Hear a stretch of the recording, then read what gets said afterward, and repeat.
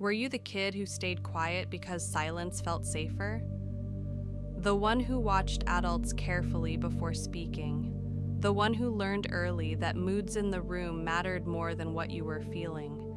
Maybe you weren't hit, maybe you weren't screamed at, but you were careful.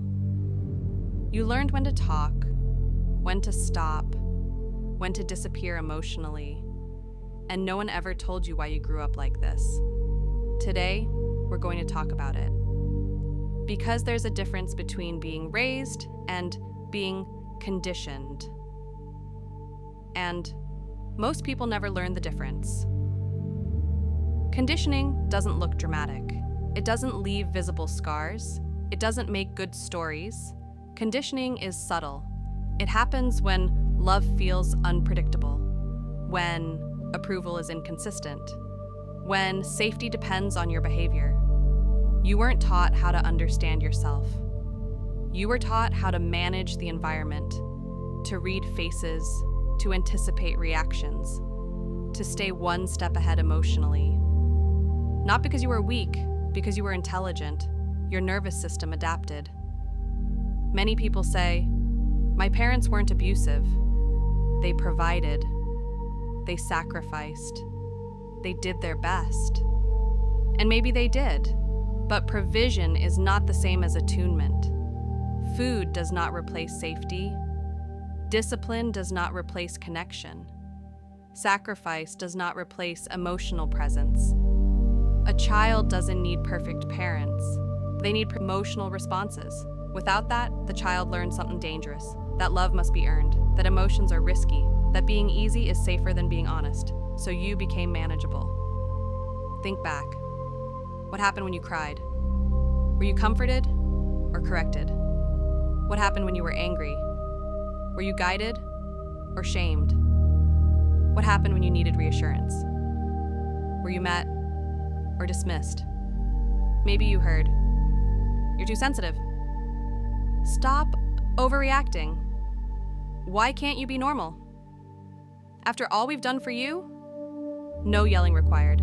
Just enough emotional withdrawal to teach you a lesson. And the lesson was clear. Your feelings cost connection. So you learn to suppress. This conditioning doesn't disappear.